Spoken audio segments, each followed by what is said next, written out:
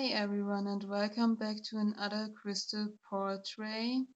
We have already talked about clear quartz and amethyst, and today we're staying with the quartzes and we are talking about citrine. Citrine, another quartz where maybe it's the perfect example for a stone which many people believe they have a citrine, but it's actually not a natural citrine. It's the perfect example for showing you what I mean when I talk about um, misunderstandings, not knowing better, um, and the ability to sell a stone which is to a more expensive price than it's actually worth, maybe. And I will talk about this misunderstanding with the citrine later in the video. But first of all, citrine. Why the name citrine? Well, it's obvious with this one. Citrine comes from the color, this yellow goldeny color with lemon fruits. Lemon fruits are often called citrone or citron en français. So there comes citrine from. Chemical wise, it gets its color from iron as well, but not from the simple iron with which is more on the amethyst side, but from another form of iron, from a mutated iron, so to say. Optic, well, how does citrine look? It's most often transparent, and color-wise, it is from a very light yellow, which you often can't even, you just notice a little bit of yellow in there, to a golden color, to even brownish colors. If you paid attention, there wasn't anything about orange in there, or about red in there, or about a dark yellow in there. If you see those colors, then you got, and a specific crystal build up, then you maybe the chances are high that you didn't get a natural citrine, but another stone which was made to citrine. And I will talk about that later. So how should you treat your citrine in terms of cleaning? Water and sun are both okay with this one.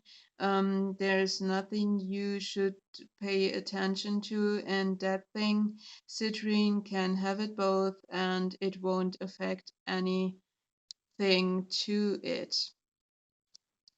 Chakra wise, citrine is good for the solar plexus and the sacral chakra here, which is very fitting because the colors for solar plexus and sacral are yellowy golden tones. And with the sacral, even a little bit of orange. So, the astrological association is as always, you can find a lot of different associations in the internet. The one that works for me is to associate it with Gemini. But there is also the association with the month of November and with the number of 13. So if you celebrate a 13 anniversary, then citrine is the stone for that. So now we can get to the healing abilities. Well, citrine is the perfect stone for if you are more on the negative side and pessimistic, because it brings up your joy, your happiness, and your optimism. It also is good for authenticity and to live your true self and be individual. Um, it's perfect to open yourself up for new things and try new things. Um, it's also a good stone for your energy. It will boost your energy. It will be a nice stone for more vitality and for regenerating. Um, Also, it's a good stone for creativity and more motivation, to be more motivated, to have more energy to manifest something, or starting a new project or working on a project. It also is the stone for success and abundance. Um, it's good for um, courage and self-esteem, as well as it will help you to release any fears or and solving conflicts. So now I will show you the pieces that I have got here.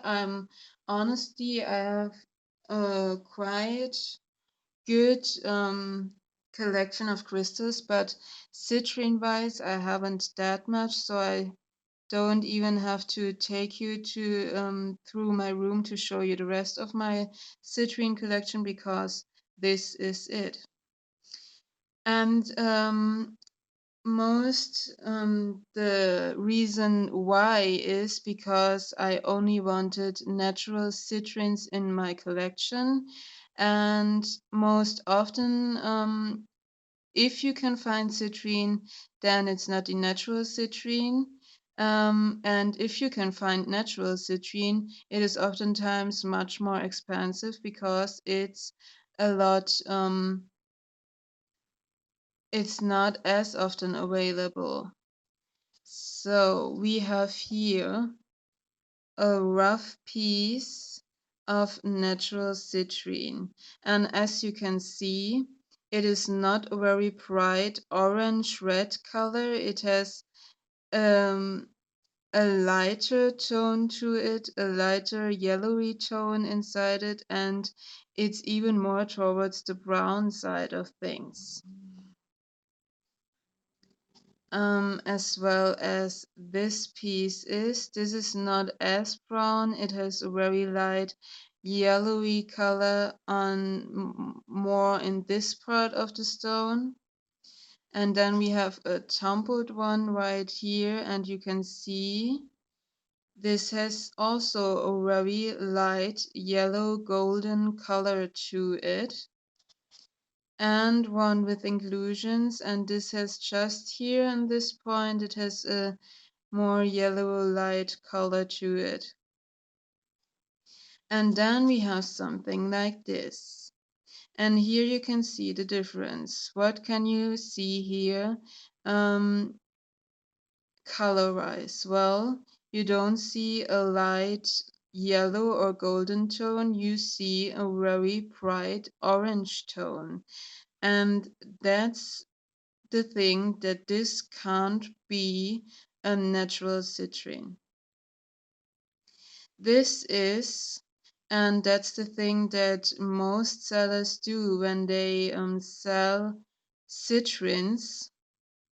They take amethyst pieces, because amethyst is a lot more often to find in nature than natural citrine, and they will take them and burn them inside oven, and the heat inside this oven will transform the iron which is included in amethyst into the modified iron which is included in the natural citrine as well, and will therefore change the purple amethyst into this darker, intense orange color.